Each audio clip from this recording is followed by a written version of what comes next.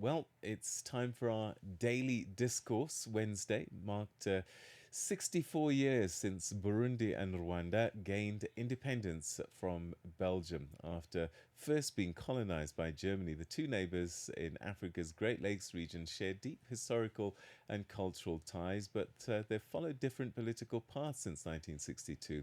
This morning, we bring our focus to one of those countries, and then the next in the next conversation, and we start with Burundi, reflecting on the country's journey since independence, the challenges that it continues to face, and what lies ahead. And to help us unpack these issues, we're now joined from the capital Bujumbura by Great Lakes region researcher and political analyst Patrick Hajayandi. Thank you so much indeed for joining us on the program, Patrick. Welcome.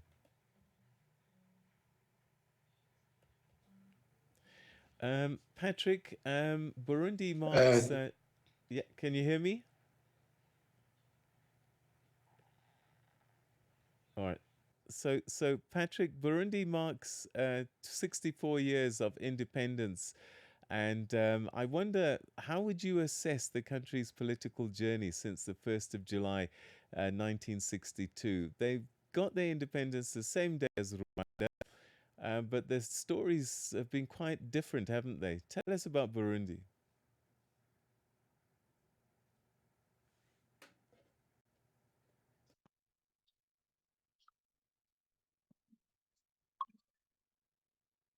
Hello, I'm sorry. Patrick.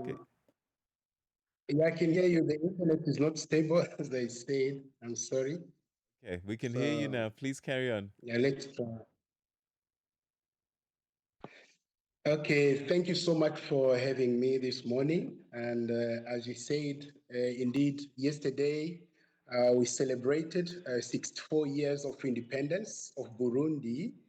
And it has been quite a journey of many challenges, particularly for Burundi, which started actually since the period of the struggle for independence. As you know, this struggle started in the 60s. In Burundi, it was started and led by the prince, Louis Rwagasore, the son of then the king Mwambutsa, but it was still under Belgian rule because Burundi was a trustee by the UN and Belgium was running the country along with Rwanda and DRC, which at the time was called the Belgian Congo. So briefly, I want to speak about the three key moments which marked the trajectory, the political trajectory of Burundi, and which I think till today still define or influence how Burundi is evolving, the political dynamics and social setting as we have it. So the first period is I can say the period which goes from 1959 to 1966. It was a period marked by the struggle for independence, and a particular moment was in 1961 when the political party called UPRONA won the elections. It was under the leadership of Prince Louis Rwagasore, and then he was appointed as prime minister. But unfortunately for the country, just a few weeks later, he was assassinated, leaving a political and a leadership vacuum, which has been difficult to fill in since that period. So following the death of the prince who was leading the political struggle, the country entered into a period of chaos and disorder because when you look at what happened within this very short period of about 5 years only, Burundi had almost four prime ministers because then Burundi was a monarchy, a parliamentary monarchy, and the prime minister was the person with most power. The king was a figurehead and like a father for the nation, but he had no political power then. So when you look at such a period with the changes which happened, with the assassination of the leader in October 1961, and the different prime minister which were appointed, but no one of them lasted for 1 year. It set the scene for what was going to follow. So it was a period of disorder, and until 1966, which started the second period, and this was marked by the overthrow of the monarchy and the advent of the republic, which was, of course, run by the military. And at this period, Burundi had one political party, which is UPRONA.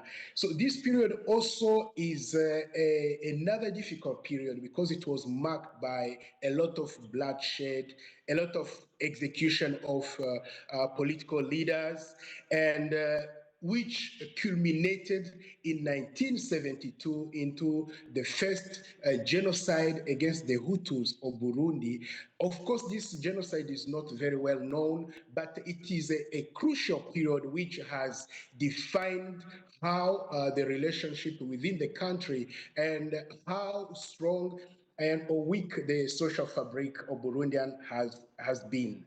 So this period also was followed by uh, what I call a new social contract, which is exemplified by the signing of the Arusha Peace and Reconciliation Agreement in 2000, following a lengthy period of severe war and mediation, by the way, in which Nelson Mandela and former President Jacob Zuma participated and helped Burundi to come to terms with the conflict. This period ended we can say that practically it ended in 2005 with the ceasefire agreement being signed and the former armed group coming to becoming political parties and joining the government.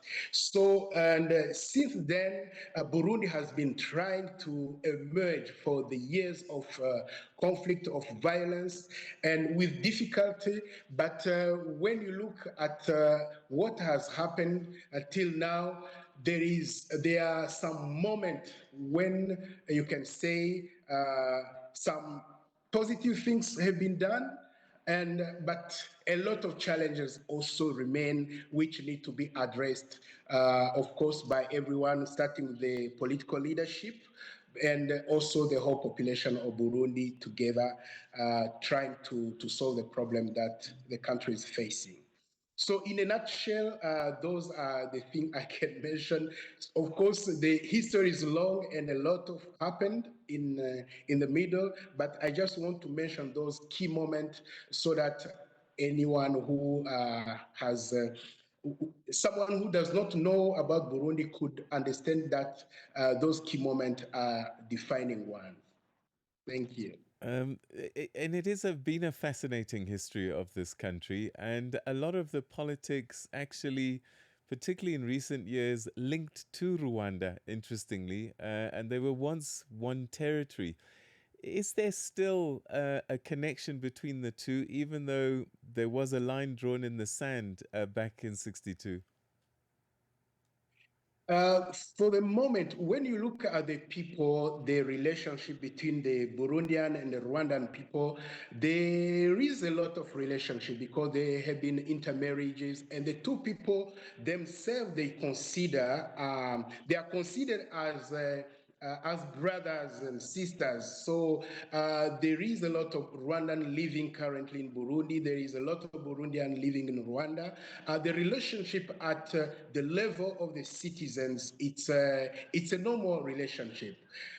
But the problems now lie at the level of the leadership because today, between Burundi and Rwanda, there is an ongoing problem, a political problem, a geopolitical problem related to the fact that since 2015, there has been a group of opposition, people who try to overthrow the power in Burundi, who ran to Rwanda and have been and received shelter in that country. And because of this situation, there has been a very strong conflict between Burundi and Rwanda at the level of the leadership. But when you look at the history, the two countries have kept some very tight relationship. And even now, amidst all the problem the two countries are facing, you still see people visiting one another because there are some very strong family relationship between the two people.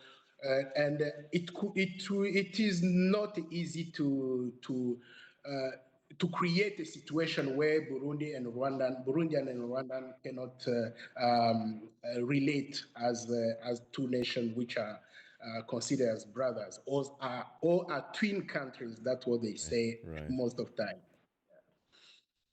My dear brother Patrick, we're going to have to leave it there, unfortunately. Thank you so much indeed for that fascinating history lesson that you gave us. And I think it gave us a really good sense of where we are today. Thank you so much indeed for your insights. Thank you for having me. Enjoy your day. Thank you so much. That was Patrick Hajayandi, who's a Great Lakes region researcher and political analyst, speaking to us about Burundi's 64th anniversary of independence. And we mentioned Rwanda, and we take that next. Ritmos e cultura. Com Jacob Tivani. Ora calorosas saudações, fiéis ouvintes.